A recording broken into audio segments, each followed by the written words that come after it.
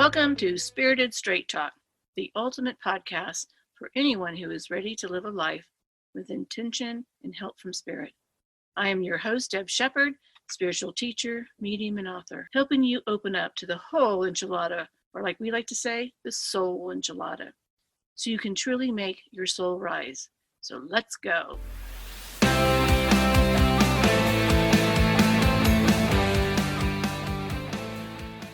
As always, I'm excited to be here. I'm with my dear loved one, Dana, to help me with this podcast. But Hello, world. This is an interesting topic today that I really wanted to address. And part of it is because what happens in my work, and that's control. People like to control. And did you have something happen recently that... Yeah, it's not like it doesn't happen. It does happen.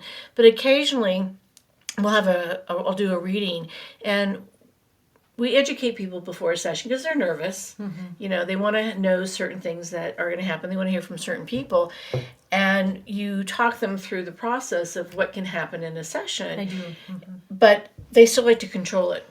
And it ends up, in my opinion, sort of a failure in trying to be the messenger for somebody. Should we share the story of one of the ones that kind of brought this up, I think, in a way? Yeah. Would you want to, because you talked to the person in advance. I did. This happened several months ago, but yes, I call everybody in advance prior to their session. We go through how a session works and how your abilities work and how to basically not get in their own way. Correct. To make sure that all the messages that are coming through are received. And so this person in particular, I know, had one loved one that they wanted to talk to. But in prep, we shared others, maybe the ones opening the door to the other side. So you really be open. Try to be open to the process, try to be open to whoever comes through, but this person did not want to hear from any other loved one than the one that they had in mind. And what happens is sometimes the other ones will come through and just say hi and let you know that they were there, and then show you that they're with the other loved ones, right? Yeah. So they come through and they say hi, and then it's all about the other individual they want to hear from. And it really became difficult. And this doesn't happen often because most people are pretty open and they're trying to go through the process, things like that. But it really brought up how many people want to control their life and they want to control an outcome. And what I have found is that a lot of people take classes with me because they want to be more open to their guides. They want to be more open to hearing from their loved ones. But if you are a controlling person and you're not willing to surrender to a process, it's pretty much not going to work. Mm-hmm. And that's what we wanted to talk about today. Like if you're in a controlling relationship or you feel that you're the controller, this is really a topic to think about. Because sometimes we think that we know what's best for us or best for somebody else. And the universe has a bigger plan. I know that happened with me. For a couple reasons. I never thought I'd be doing this work. I never thought I would be with a woman. Okay, two things, right? And the universe goes, yeah, you may want to kind of control how your life is going to look, but guess what? That ain't happening. You have another thing coming. You have another thing. And I can't imagine not doing this work, and I can't imagine not being with you and sharing our lives together. So if you're that person that has to see things a particular way and only live that certain way, you're really going to miss out what the universe has in store for you. And you and I both believe that we came down here to this earth plane to learn. And if you're trying to make everything so safe and you're trying to control everything, you'll never have the full experience.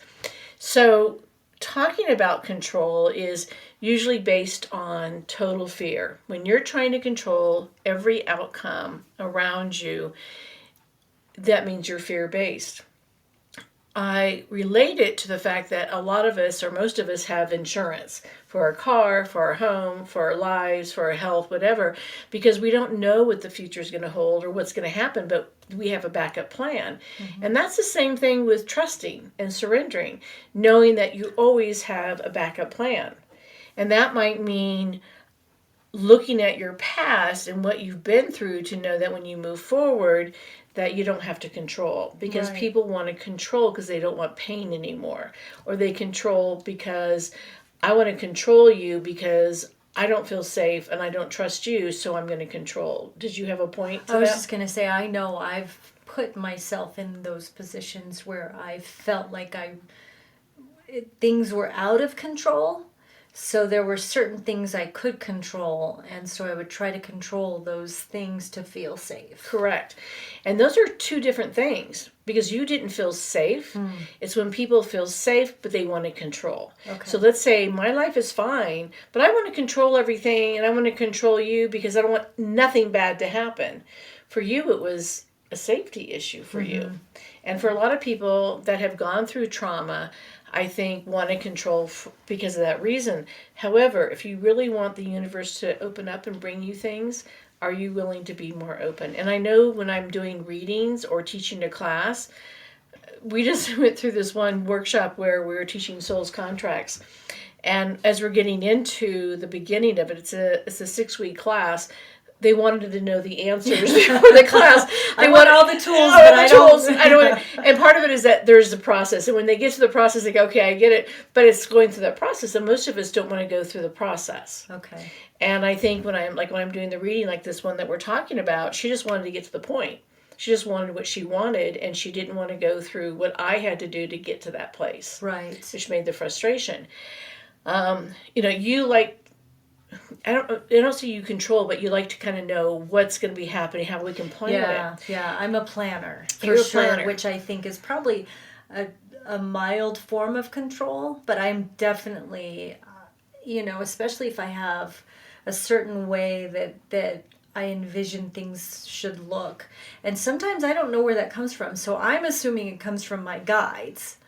And I also think that that's you're controlling in the sense of I'm organizing something so what people are paying for or where I'm stepping up to, it's all going to work. Versus you're not trying to control me to do it a certain way. Yeah, God no. Yeah. I wouldn't know. And so I think that's a difference between controlling versus planning. So if you're a good organizer, you're a good planner, you want to make sure, the T's are crossed, the I's are dotted. That's very different than controlling, meaning I want to know where you are. I want to know who you're talking to, how long you're going to be there, what are you eating, what are you doing on your internet. If you're doing all those kind of things, that means you're not trusting either that individual or yourself, or there's been trust issues. Surrendering doesn't mean giving up your power. Surrendering means I'm going to trust a process. And you and I have seen this where we try to organize something and we keep hitting that wall. Yeah. So instead of pushing through that wall, you're going, okay, I need to sit back and breathe.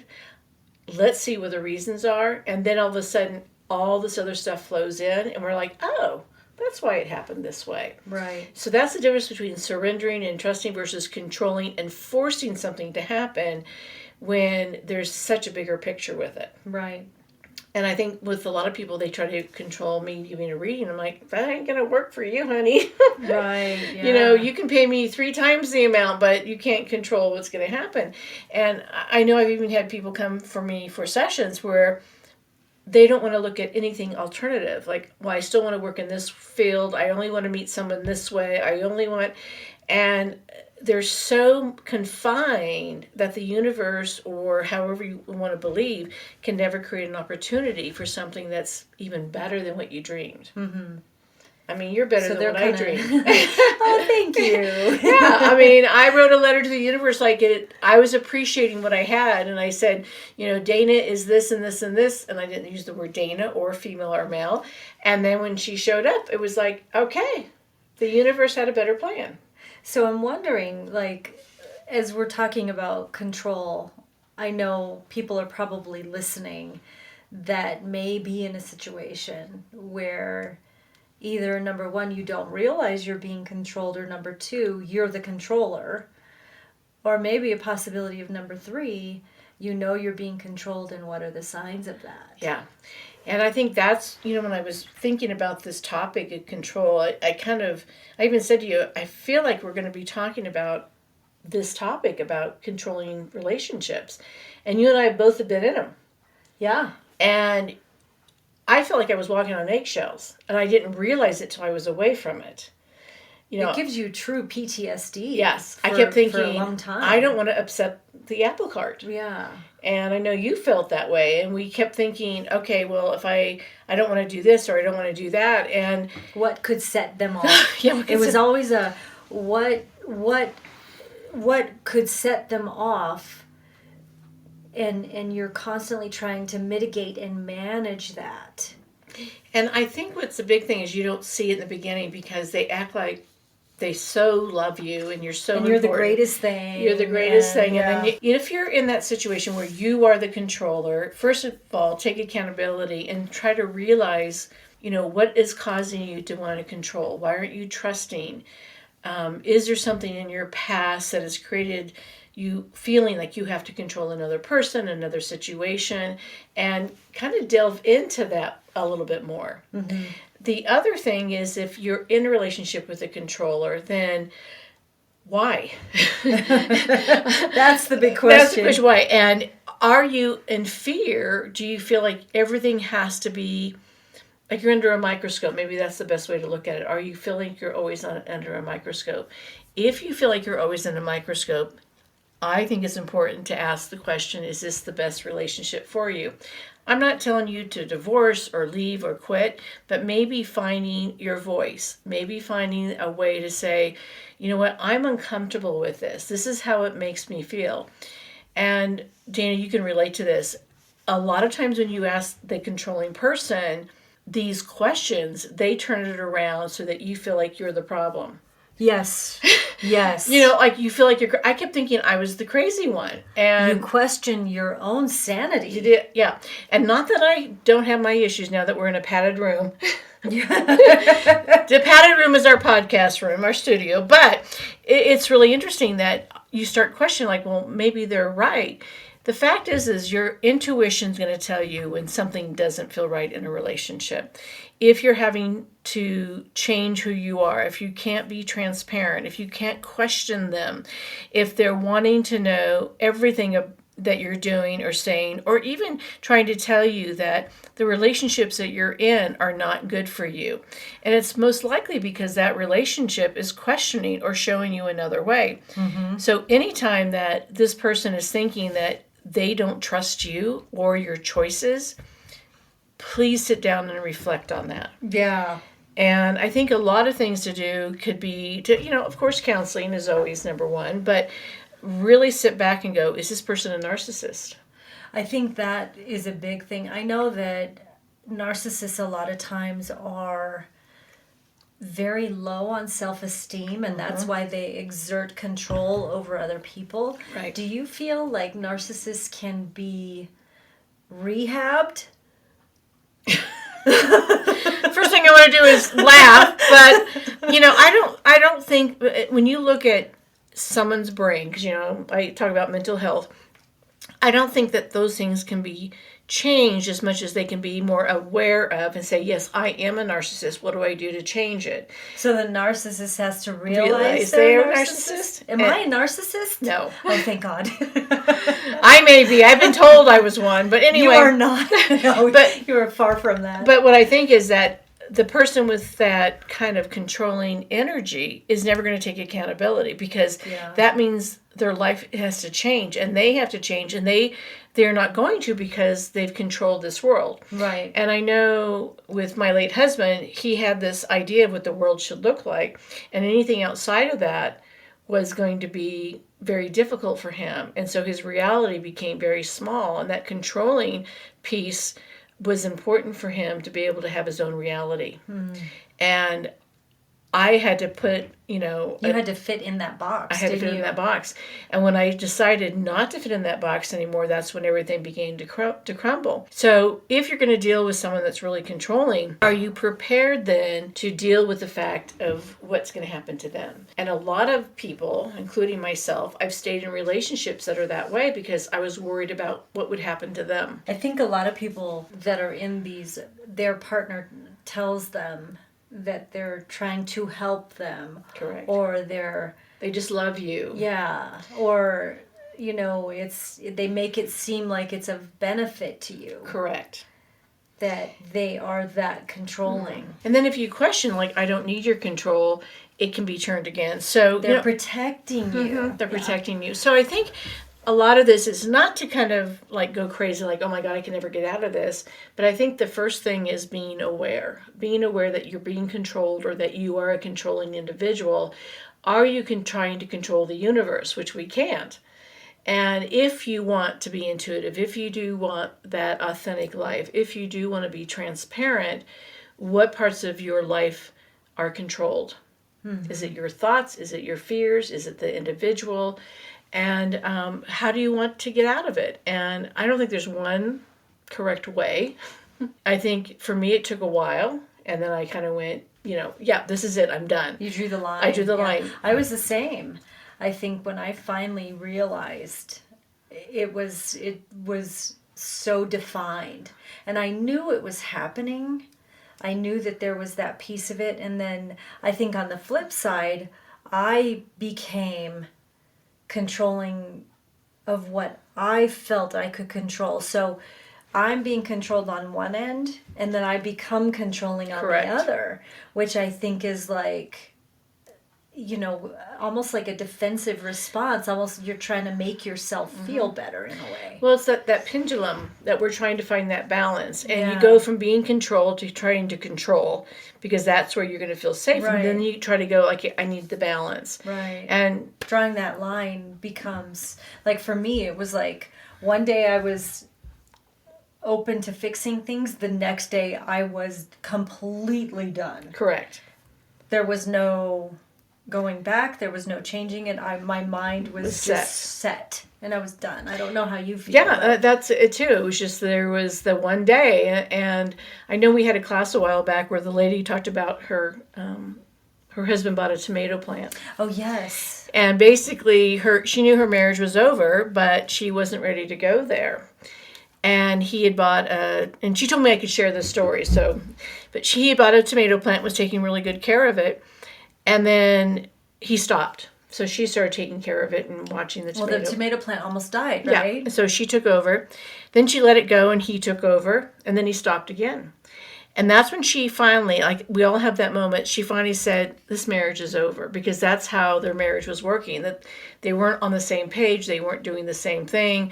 They both nurtured at different times. It wasn't a collective energy.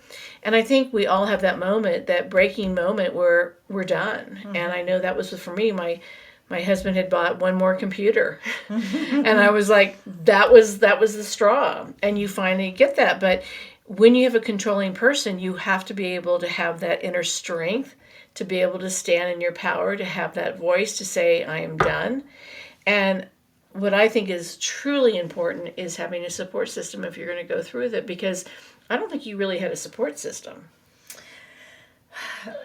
Not really. I would say my aunt was a good support system for me.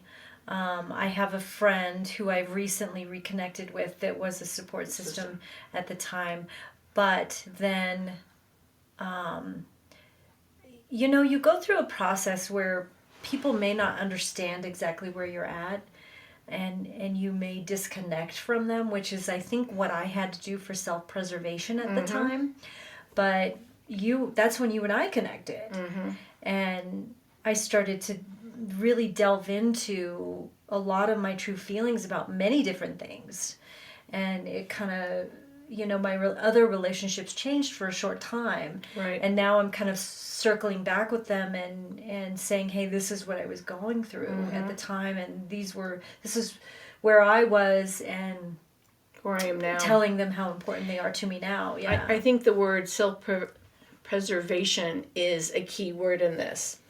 Because control means I want to preserve who I am. Leaving control and surrendering and learning to trust is another way of learning how to be your true self. And I think not everyone can have the right words for it or explain what they're going through, like what you did as well. And then you finally go, oh, yeah, I don't have to live that way anymore. Mm-hmm. And I think that's what these podcasts are about, or what our classes are about, and everything that we write is, you may have this experience, but it doesn't have to be the rest of your life. You get to live a different way. Yeah, it doesn't have to define you forever. Mm-hmm. It's a part of your life.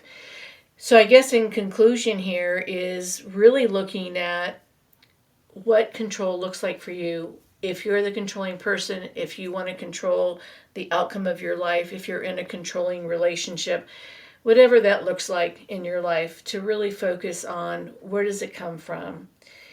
Does it work in your life? If somebody is trying to open up their intuition and they're realizing right now in this podcast that they are that controlling force, that they don't allow themselves to open up their intuition, how would you tell them to deal with that? I always say take the baby steps. Start small. Start looking at why you're controlling something. Like if you're working with people and you're asking way too many questions about a meeting and you want to fully have control, or you want to take control, or you want to take it a different way, why are you doing that?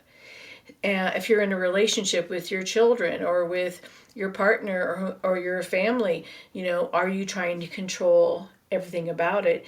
And are you allowing other people to step up? And I think the people that think that they're leaders, that like to control, are truly not leaders. It's more dictatorship. Oh, okay. If you're not allowing other people to step up, you're not seeing you're not learning. You're not seeing other people's wisdom. They may have a better idea. And I've learned that even with you. You've taken over so much of things. I'm like, oh yeah, we can do it this way. Well, COVID's taught us that we can't meet in person, but you got to learn to teach it differently. And I had to release control of how I was teaching because I had the way I did it. Here's my thing, my opinion. If somebody knows how to do it better, please tell me, because life is hard enough. And I just don't feel like, especially at this point in my life, maybe when I was younger, I wanted more specific control of things surrounding me because of my circumstances as a younger child. Mm-hmm. But now I'm like, gosh, if you even our amazing friend Emily, who helps us with the podcast and the classes and marketing and stuff. I've been in marketing for a long time, but you're still learning. I'm so happy to say, hey, can you please tell me how to do this better? Because I don't need that type of... And I think it's that pendulum you were talking about. I know I was raised by controlling parents, which I still love. They're in my life still. But I went the opposite with my kids, which I think, if I have more kids, which that won't happen.